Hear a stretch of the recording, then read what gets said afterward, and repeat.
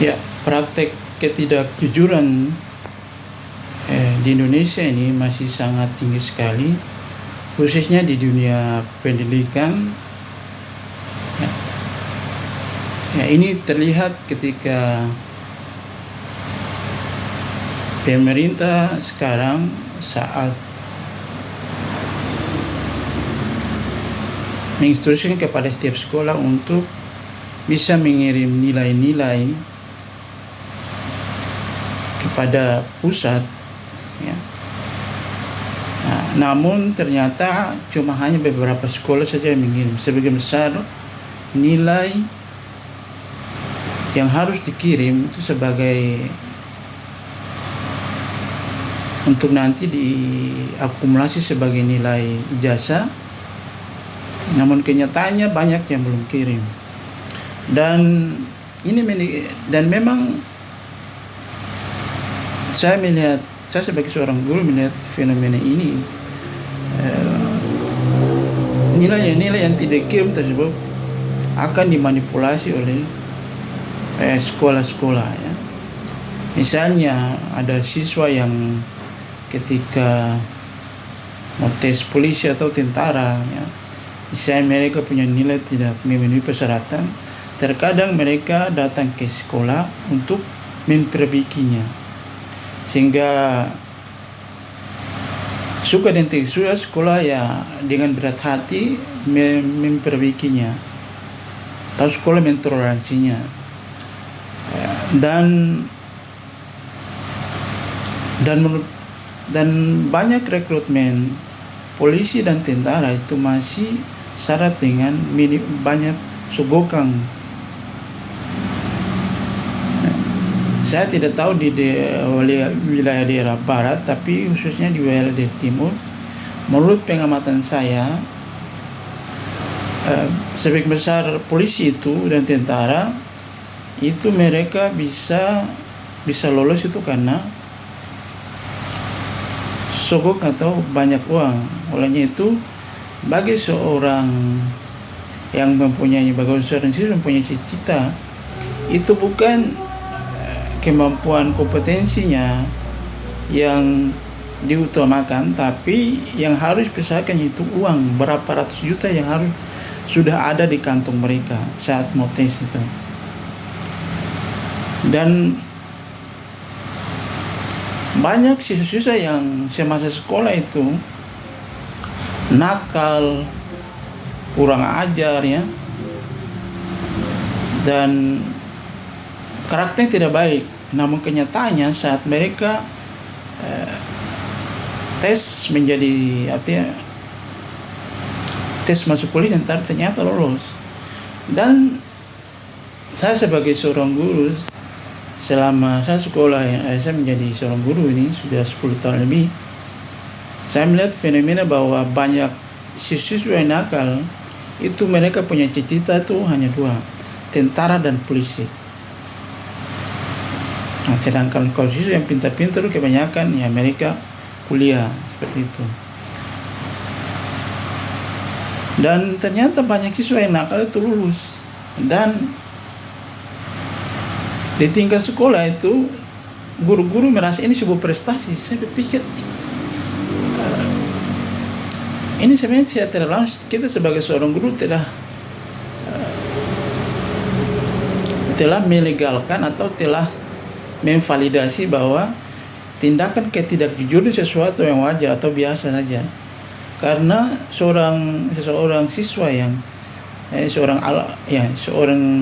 yang masuk polisi dengan menggunakan uang itu sebenarnya tidak baik. Sebagai seorang pendidik, menurut saya tidak pantas untuk kita harus memberi apresiasi sebenarnya.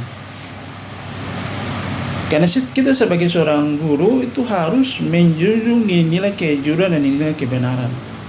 Karena kita ini sebagai orang yang mengajarkan nilai kebaikan, nilai kejujuran kepada siswa dan kepada masyarakat. Kalau misalnya kita sebagai seorang guru sudah berpikir atau sudah memihak kepada hal-hal yang tidak baik, bagaimana dengan generasi kita ke depan nanti? Saya memang kalau saya tidak sepakat dengan seperti itu. Yang jelas siswa yang nakal, yang tidak maksudnya sering bolos sekolah, terkadang siswa yang saat semester baru datang dan ketika mereka tes, mereka ada nilai dan lulus sebagai seorang aparat sipil, menjadi aparat negara, polisi atau tentara. Ya, ini menjadi sebuah keprihatinan bersama. Memang pasti banyak orang yang tidak suka dengan statement saya atau pernyataan saya ini, karena saya ingin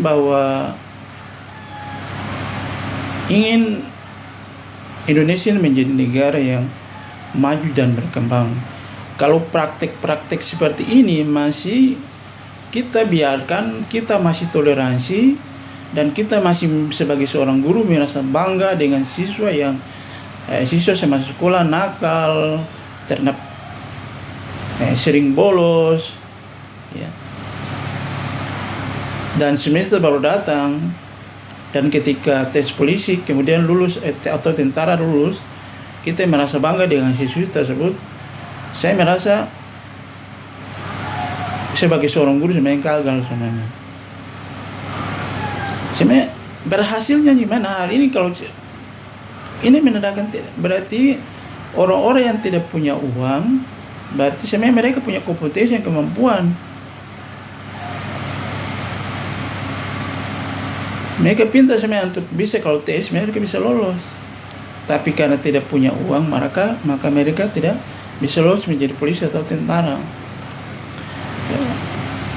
Ini cermin dari kondisi pendidikan kita dan realitas kondisi masyarakat Indonesia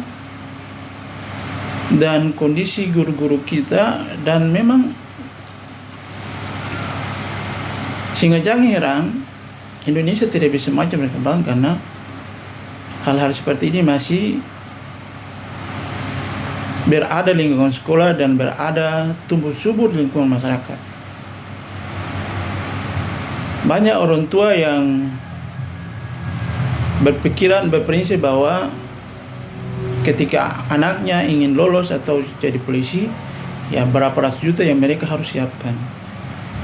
Bukan kemampuan apa yang harus siapkan untuk anak tadi, kemampuan dalam hal pengetahuan atau skill mereka yang harus siapkan untuk bisa lolos menjadi polisi atau tentara.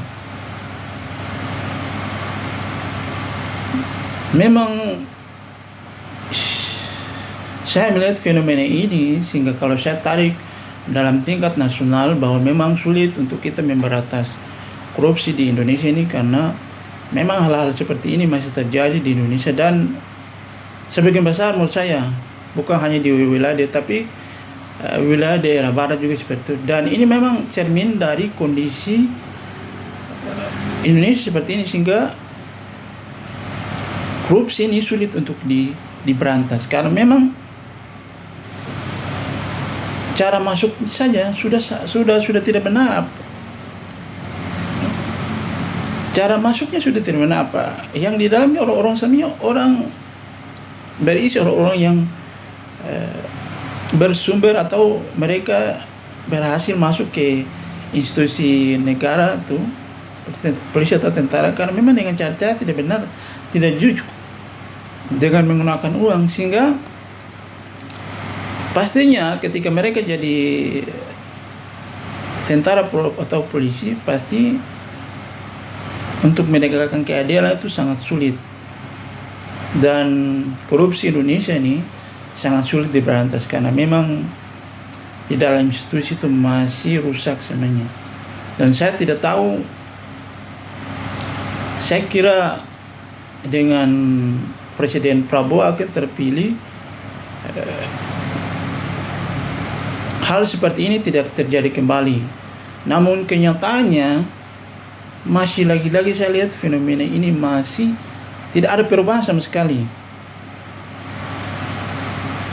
Dan ya dulu nominalnya itu ada yang puluhan juta itu bisa sudah dapat, tapi sekarang ratusan juta baru bisa dapat, bisa menjadi seorang polisi atau tentara.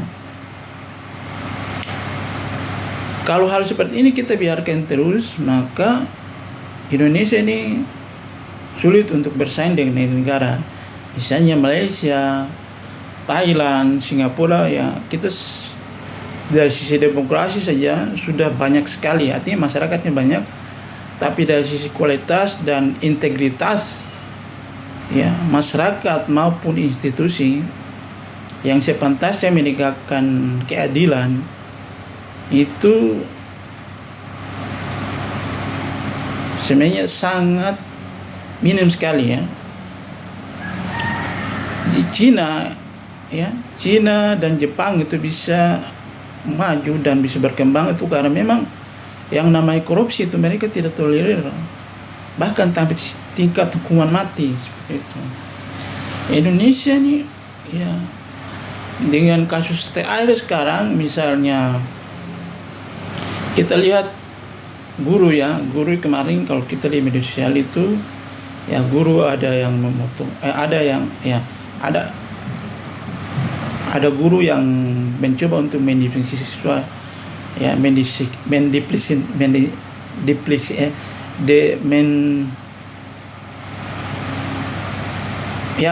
mengarahkan siswa supaya bisa dia mentaati aturan sekolah atau mendisiplin siswa, ya. Malah guru tersebut dilapor oleh orang tuanya dan polisi menetapkan guru sebagai tersangka, seperti itu. Dan kemudian kasus lagi, seorang yang, ya, membela diri karena dia menjadi korban penjamretan, malah dia menjadi tersangka. Ini cermin bahwa penegakan hukum Indonesia ini sebenarnya tidak adil sebenarnya. Dan ini bukan hanya terjadi ini kejadian ini kan terjadi di wilayah barat, tapi wilayah timur lebih parah lagi, ya. Kalau barat seperti itu, lebih timur lebih parah lagi. Dan memang sulit sebenarnya. Saya tidak tahu Indonesia ini kapan baru bisa korupsi bisa diberantas, karena memang dari hulunya, dari pendidikannya sudah parah, masih mempraktekkan korupsi, ya, misalnya anggaran pemerintah untuk distribusikan kepada sekolah, misalnya dana BOS atau dana untuk beasiswa, siswa itu malah dikorupsi oleh kepala sekolah, ya, dan atau oknum-oknum yang berada di sekolah yang tidak bertanggung jawab. Dan praktek korupsi di tingkat, ya, desa juga seperti itu, ya. Dana desa dikorupsi secara berjamaah, kepala desa dan aparat-aparatnya. Dan selain itu juga, ya, katanya bahwa sekarang ada reformasi polisi, reformasi polisi. Namun saya lihat belum ada tanda-tanda bahwa terjadi perubahan di polisi, ya. Ini kita bisa lihat dari rekrutmennya aparat keamanan itu, polisi dan tentara sekarang itu banyak yang harus mempunyai uang baru bisa masuk di polisi dan tentara. Nah, demikian.